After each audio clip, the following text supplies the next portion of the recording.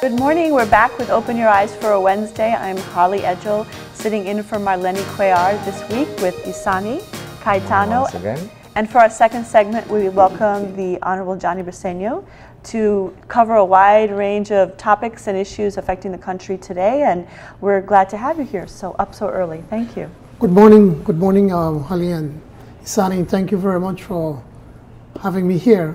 And to take the opportunity to wish you both and to the entire staff and to the country of Belize, happy, wonderful, and healthy New Year.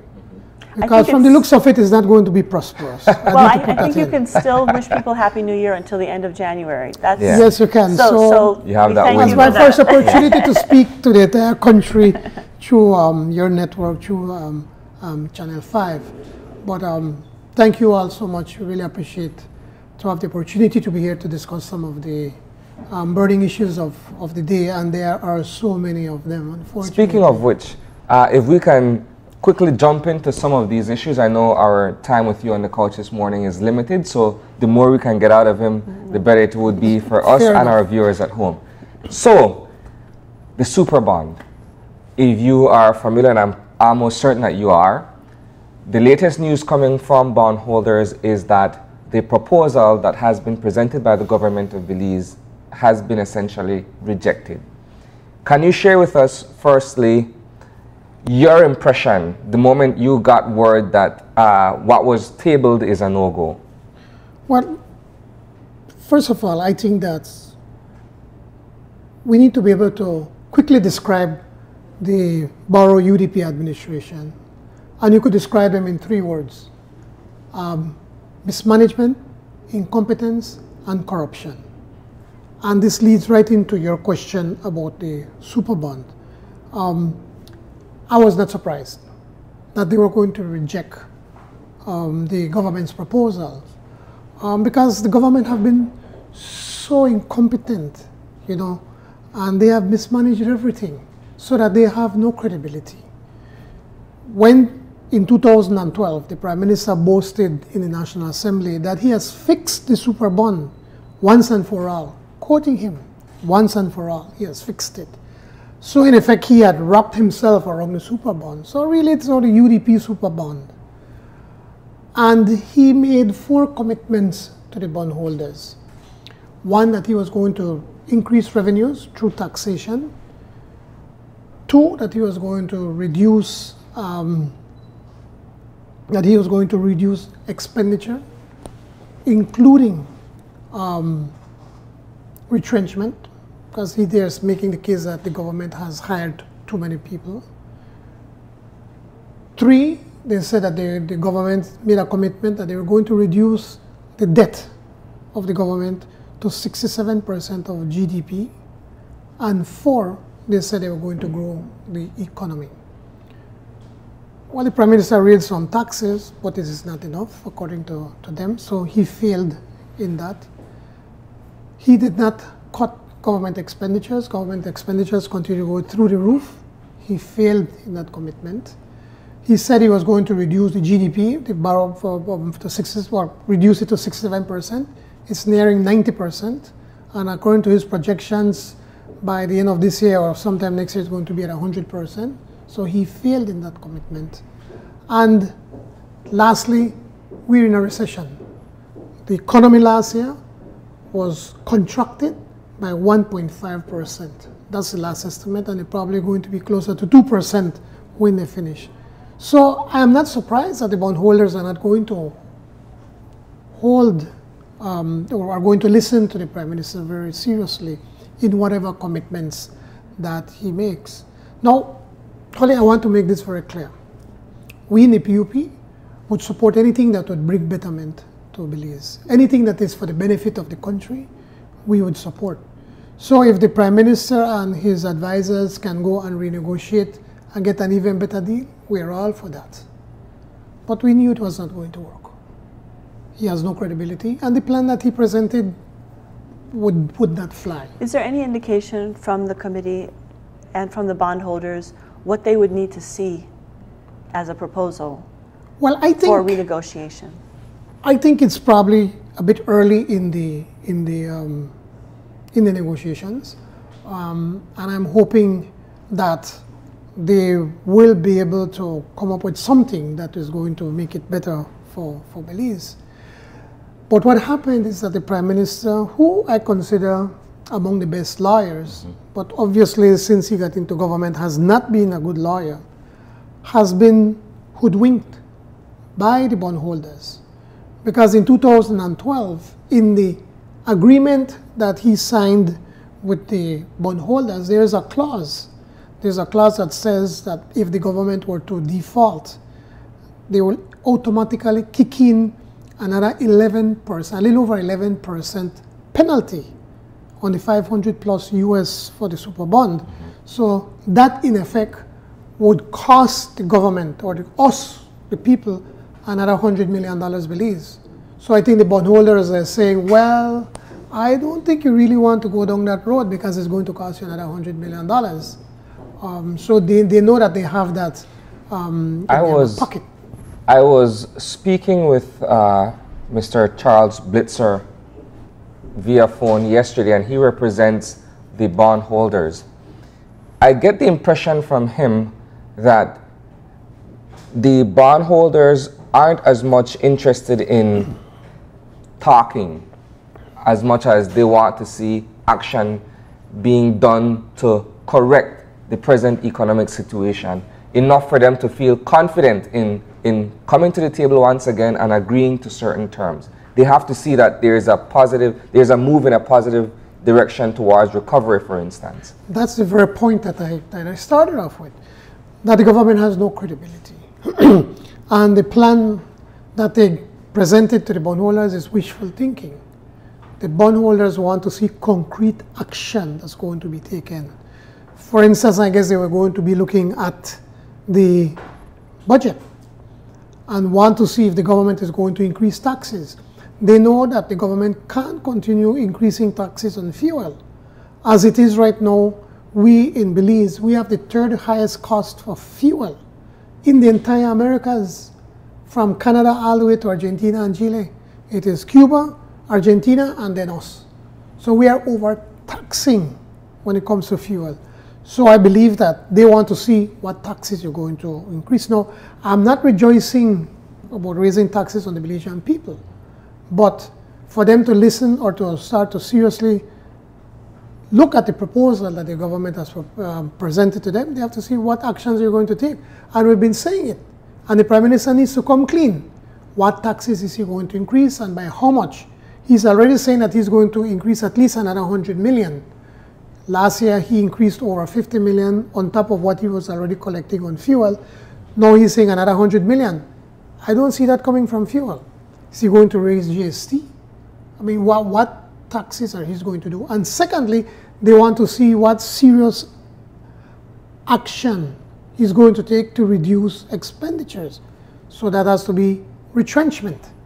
The government needs to come clean. The Prime Minister needs to tell the nation how many people they are going to retrench. Is it that the government, as it exists, is very top-heavy in terms of the number of employees within this robust system?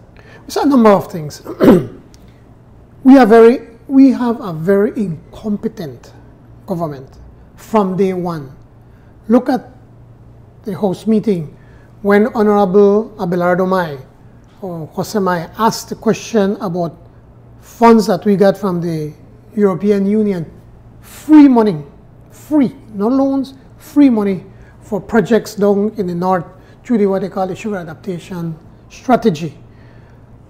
And the Minister Contreras read out a whole 15-minute treatise that trying to, I mean, it was so boring that nobody wanted to listen to. But basically what he told us that we as a country have lost millions of dollars because we were unable to get this project going. For instance, there was this road from San Esteban from Orange Walk all the way to Progreso. That should have been paved. That money is lost.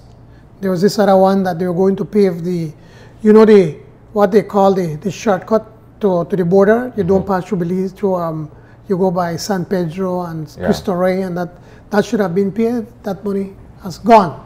So again, it's just simply incompetence on the part of the government. I have a question. I'm thinking about the super bond as a concept, as a solution to the problem that we had when the super bond was envisioned. And I wondered if, in hindsight, the super bond was the best solution, because a lot of stuff that you're talking about too, there are things that we as a Belizean government, people can control, and then there's market forces and unpredictable things that come about as well. So I'm wondering if a super bond is really the best way to go with the goals that we had in mind when we launched it. I think the best way to explain the super bond to our citizens is that imagine that you have an account, you owe Saveview, you owe Brody's, you owe Uno gas station, and you owe at Mirab, and you owe at Courts. So you have all of these loans. Well, your credit that you have. Mm-hmm. You owe all these people. Mm-hmm. And all of them are charging you different types of interest rates. And some of them are very high, some are not too high. Then what you go to the bank and say, listen, I have all of these areas, these creditors that I owe. I want to consolidate it into one loan. Mm-hmm. And now, instead of owing $100 and $100, now I'm going to put everything into one loan for $500. Give me a better interest rate. Mm-hmm. Basically, and then I want to extend it for a longer period of time. Mm-hmm. So then it allows me, it makes it easier for me to pay. That, in effect, is the super bond. That the PUP government had all of these loans, put it into one big consolidation, and managed to be able to reduce the interest rate and extend the time that you're going to pay. When we were in government, when we first packaged it, we did a renegotiation, which was heralded as one of the best renegotiations effort that a country has done in the entire Americas around 2006. And then we had certain projections on the growth of the economy. So we should have been able to keep up with these payments. But what has happened is that once Mr. Barrow got into government, what did he do? All he has been doing is fighting and litigating and arguing instead of looking at the issues of governance and how we are going to grow the economy. I have two questions, if you don't mind my interjection at this point. I think when I look at the history of this situation, one of the arguments that has been put forward has been, prior to the concept of the super bond, there was all this monies under the PUP administration, and there's little accountability for what those monies were used for. And then the super bond comes up as a means of bringing together all the individual debts that the nation of Belize had incurred under the administration. That is one thing that I'm looking at. Secondly, the present administration is tasked with finding a solution to meeting the payments and satisfying the requirements of the bondholders, who are the ones that are pretty much extending our line of credit, so to speak. That's the other thing that I'm looking at. Well, what is your position based on where we came from and where we are in that context? First of all, this is all foolishness and propaganda on the part of the UDP that there's no accountability for that money. You have the boom cutoff, you have the Arinjoak bypass, the boom bypass, sorry, the Arinjoak bypass. $100 million was invested in the Southern Highway going to Punta Gorda. About $1 billion was invested in education when we were there. Over $400 million was invested in infrastructure. We renovated the hospitals, built schools, water systems, electricity. Go down south, almost every village got a water system. We extended electricity just in the Toledo district to over 25 villages. So the list can go on of what was done. So that about not being able to account is all UDP propaganda that they have been saying over and over and over. and I challenged the government. Since they are saying that this money were unaccountable, why didn't they take anybody to court? Somebody has to be held accountable. And they tried and they failed. So obviously that is not so.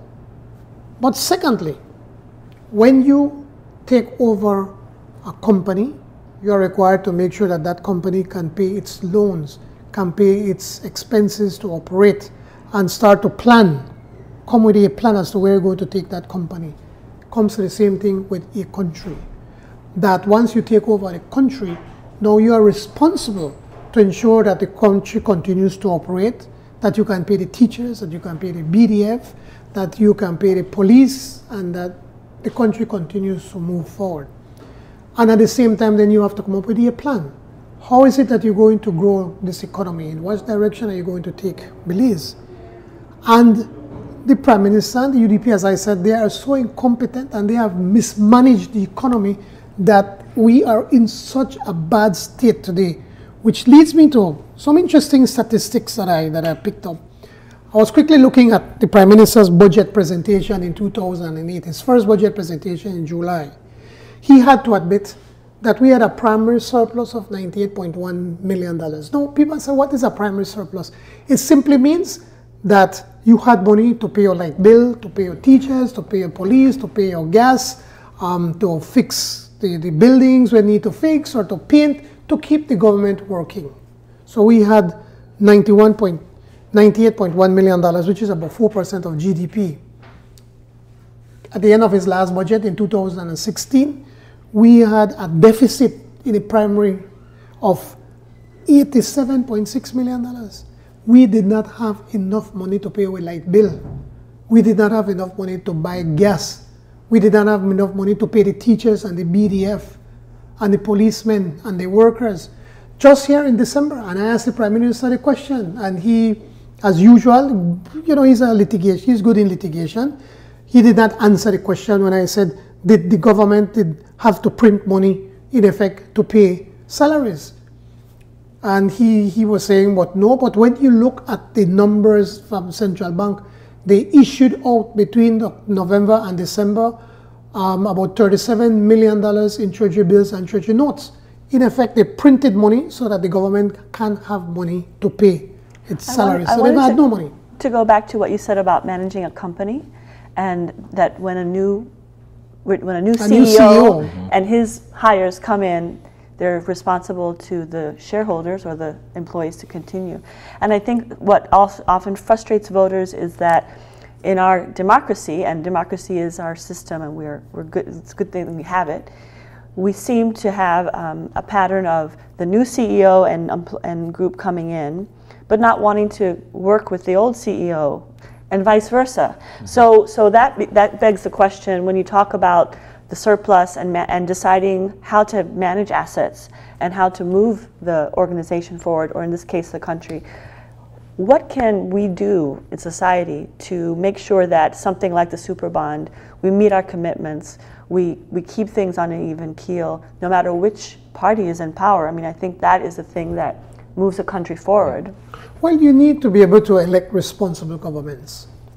When we got into government in 1998, we decided that we were going to continue some of the projects or some of the programs that the government was started. For instance, in the tourism industry, you know, they had already started they did a comprehensive plan, a 10-year plan. And at that time, the Minister of Tourism, Honorable Mark Espat, took that plan, presented it to cabinet, and we said, okay, let's work with that and then build on top of that. Mm-hmm. We knew that we had to work with young people, so we continued some of the programs that the government was doing. We knew that education, we have to continue working on education and economy, and we continued to do that.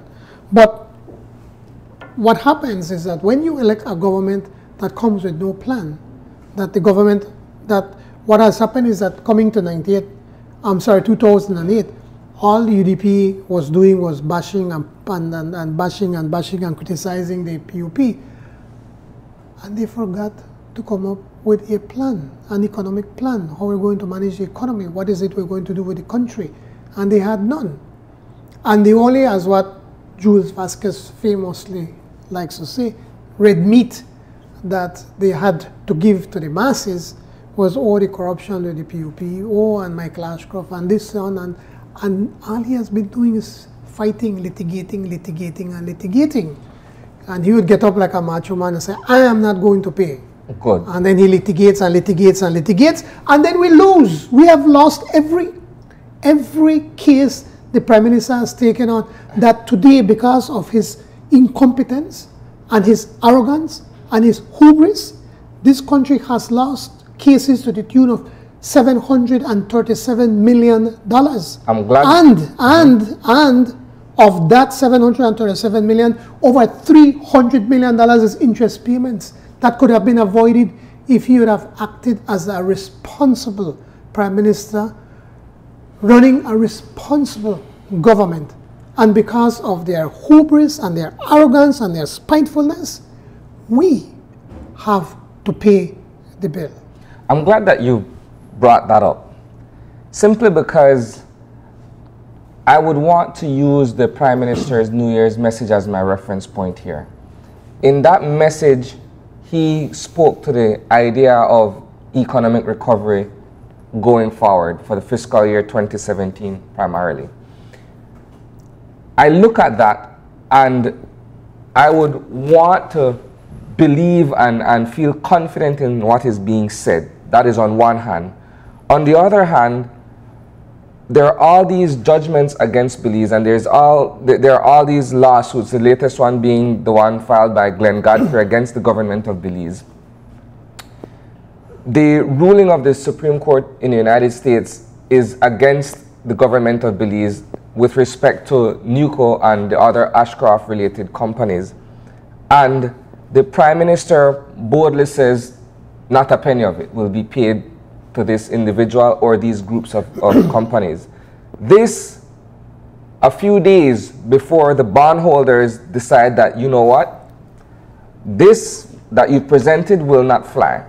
Doesn't a bold pronunciation such as that coming from the leader of a nation kind of backs people off from wanting to either do business or wanting to sit at the negotiating table, because it doesn't build any confidence in transacting or believing? That is the problem of the Prime Minister. He has forgotten that he is no longer an attorney, he is no longer litigating, he is no longer in court. Now he is running a country, and he speaks before he thinks. When he is saying that he's going to declare an economic war because of these judgments, if it were to be enforced, what do you think is going to be the reaction of the bondholders? Of course, they're going to say, "Oh, wait, let's back up here." That's one. But secondly, when it comes to economic recovery, it is not like turning on the switch. We have had, the economy has contracted, we are in a recession, and now we're going into the second phase, into a deep recession. Our productive sector has decreased by 25% over the previous year, over 2016. When we look in 2008, our exports, merchandise exports, was at $423 million. In 2016, it is estimated as going to be 400 million. We have gone down as opposed to going up. We have been telling the Prime Minister that we have problems in the productive sector. Citrus is on its knees. The government has not stepped in to see how we can help the citrus farmers with the citrus greenings. Shrimp, a virus hit it about 2 years ago. It seems that they were on getting out of it, but now I'm being told that again it's going to go down again, unfortunately. Sugar, we continue to lose the preferential markets. Around October of this year, we're going to, beet sugar is going to be allowed to be to compete directly against our sugar in Europe, so our prices are going to go down. The commercial free zone in the north, it's almost dead. So we have all of these issues, and papayas gone, and government did nothing to try to rescue or salvage that situation. So the productive sector, it's not like we're putting on a switch, oh, because I said so. It does not work so. Until the government comes up with a plan to address these issues, we're not going to go anywhere. Tourism, which is the bright spot in Belize, continues to do well. But the problem that I have with tourism is that it seems that the main beneficiaries in the tourism industry are the foreigners that have come in and invested. And it seems now that we Belizeans are becoming the people who go and wash the dishes and serve the beer and serve the food and cook the food and clean the yard and fix the beds. That's not the Belize that we want. We have to ensure that we Belizeans now participate and be an owner in this. Look at Harvest Key. The government bent over backwards to have Harvest Key come to a fruition, and again, that's fine. It's creating some jobs down south. We need the jobs down south. But now we need to look now locally. We need to find ways that our local Belizeans can participate in the tourism industry so that we can be the owners. Here we have the State Bank cruise terminal project that has been on the table for years, from the time when I was the Minister of Natural Resources. We have a group of local investors that are prepared to put in a huge amount of money, invest a huge amount of money. The government even passed legislation, the State Bank legislation, and have not enacted that legislation so that that project can get out of the ground. I think now that we need to work with our locals. We need to work with the Finstein Group and all the investors, because if we can get that going, we're going to create hundreds of jobs, and we're going to have a lot of small businesses, Belizeans that can open up small businesses here so that we can own too, not just work, but we can own. And that is the problem with the government. They don't have a plan. And if they don't like you for whatever reason, they forget about Belize. They forget about what is in the best interest of the country. I don't like Isani, so Isani didn't even come to my door because I'm not going to work with you. And that is what is happening. And that needs to change. Unfortunately, I don't see any signs or any plans that can get this country going again.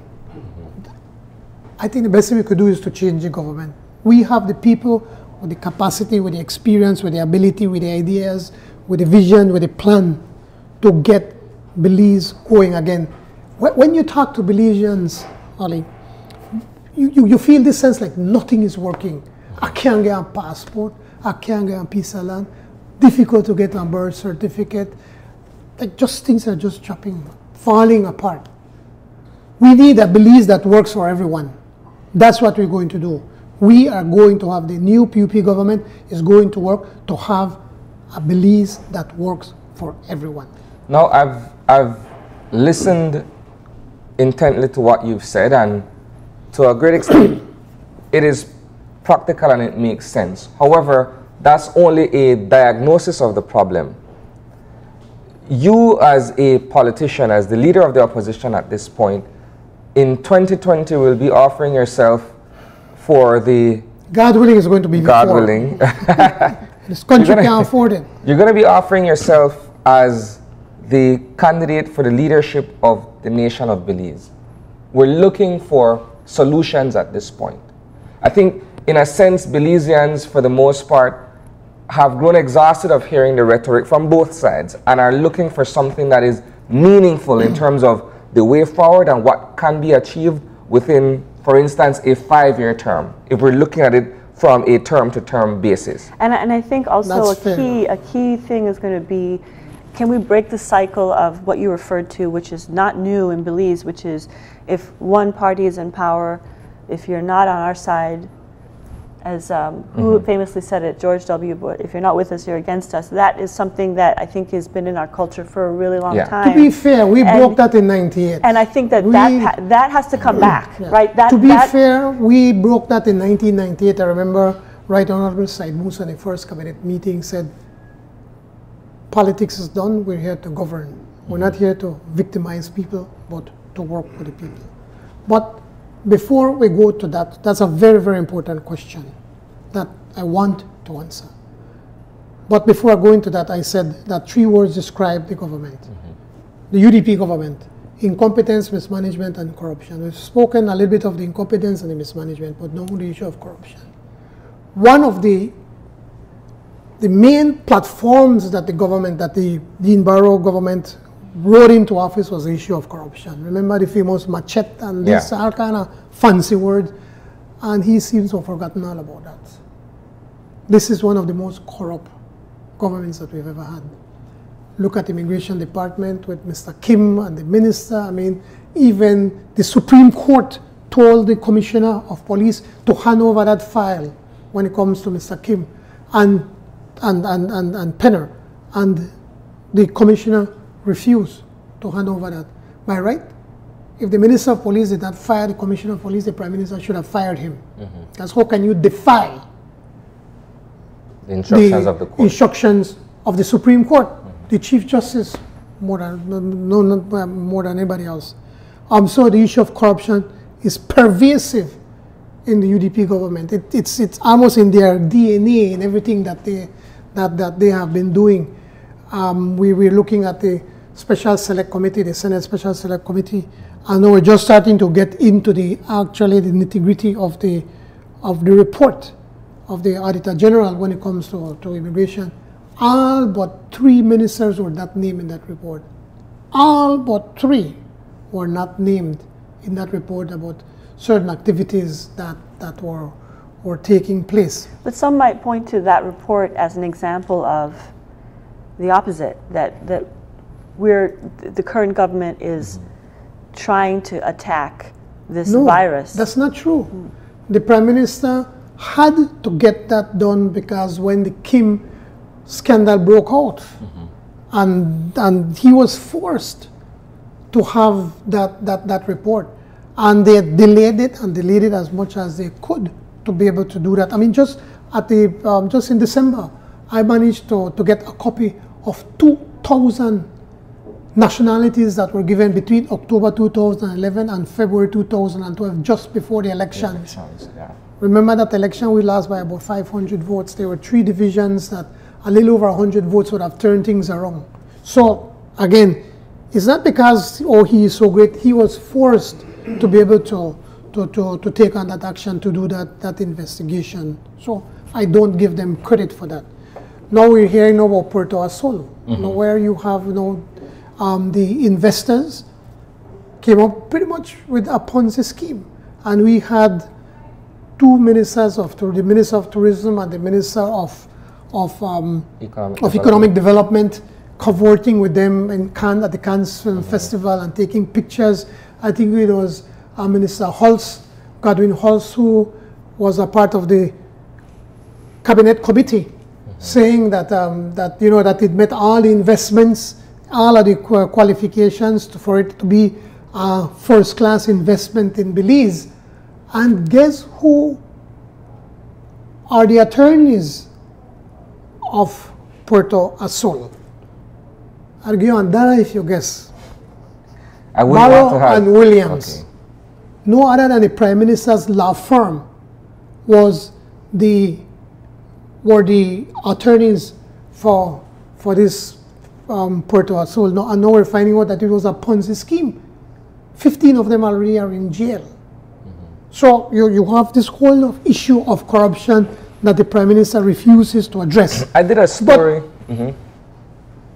Unless if you want to... Go ahead. I was going to now move on to your question. Okay. That people are tired of hearing about what is going bad because we live it. We know it. We should crime, can't get a job, cost of living, inflation, fuel, the whole list can go on. I can sum it up in about 5 issues that needs to be addressed very quickly. 1, the productive sector. We need to work very closely with the productive sector. We can't continue to tax them to death. We can't have fuel being the 3rd highest in the region, in the Americas, and expect the productive sector to be able to produce. So 1, we need to look at trying to find a way how to recapitalize, because again, the high debt that they have, the high interest rates, we have to find a way how we're going to address that matter.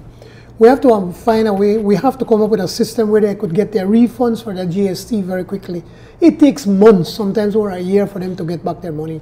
Thirdly, we need to, with the productive sector, we also need to find a way to come up with a tax credit.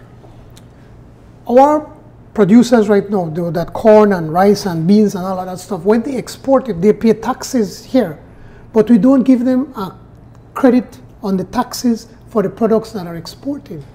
So they're at a disadvantage. So we have to work on that. And then we have to look at new markets. We have Mexico next door to us. Mexico wants to help us, but we are not taking advantage of that opportunity. Just look at the Quintana Roo, where we have Cancun and all that. We have over 6 million people visiting those areas. They need all the food that we can produce, all the cattle that we can produce.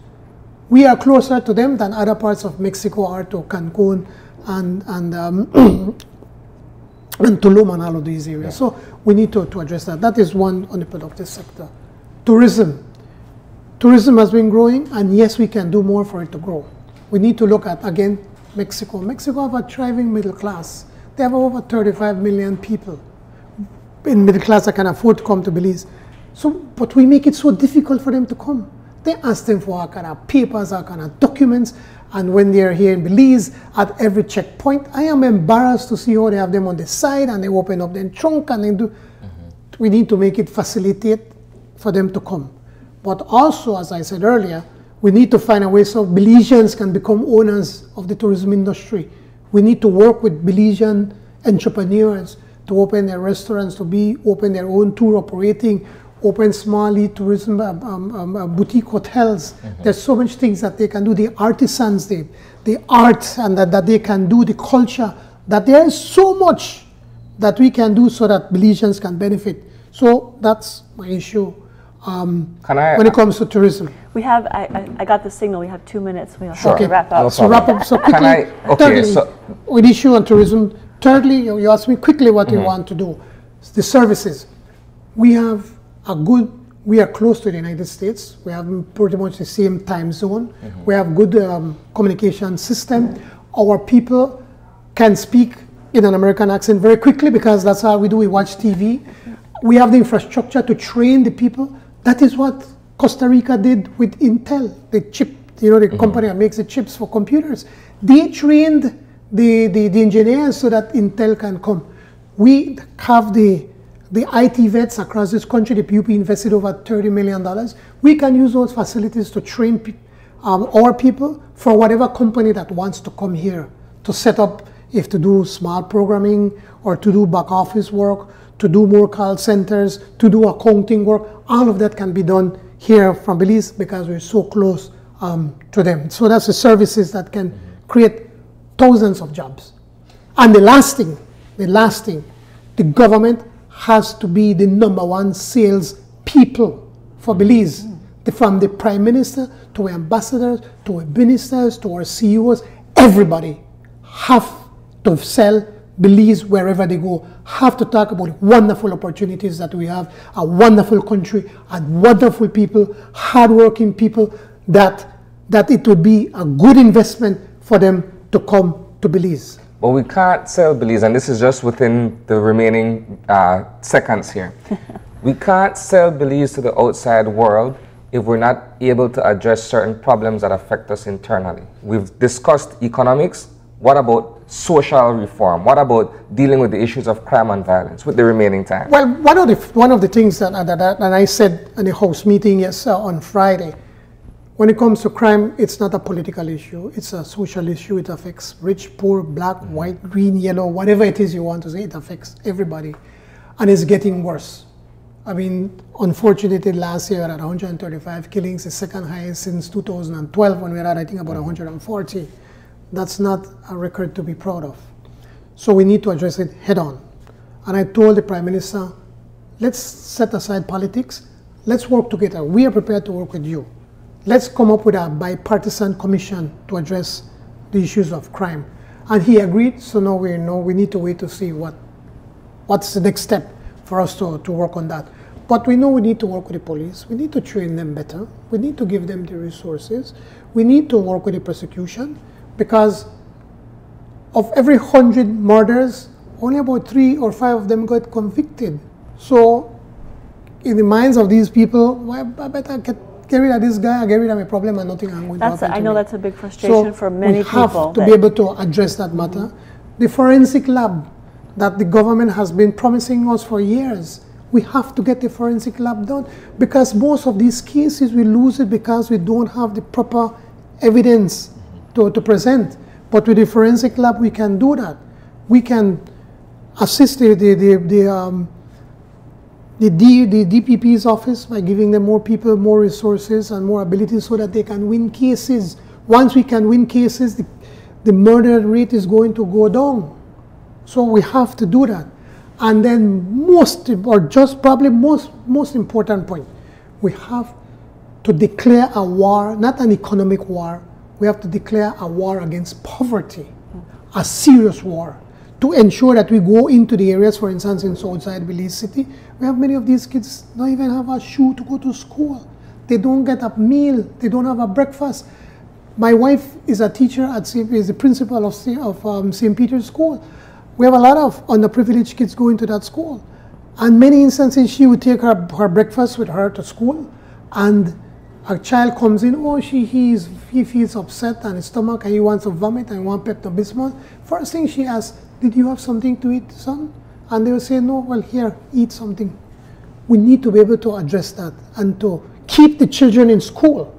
That is why we're saying that a new PUP government is going to have education, mandatory education, all the way up to 6th form. The government have to make sure that we keep them in school. That is the way we're going to address these issues. It's not just about locking them up, and shooting them and beating them. That is not going to solve the problem. Violence never solves the problems. It's the social issues. We have to give the police the resources, the DPP, but also we have to declare a war on poverty. Well, thank you so much, Mr. Briceño. It was a very interesting conversation. Spirited conversation. And we didn't even get to some of the stuff we wanted to talk about, so that means another visit with us at some point. But we thank you for your frankness and your passion, and we look forward to seeing what's to come for 2017 for all of Belize. Certainly. And we'll be taking a break, and when we come back, switching gears, talking about nutrition at all stages of life here on Open Your Eyes.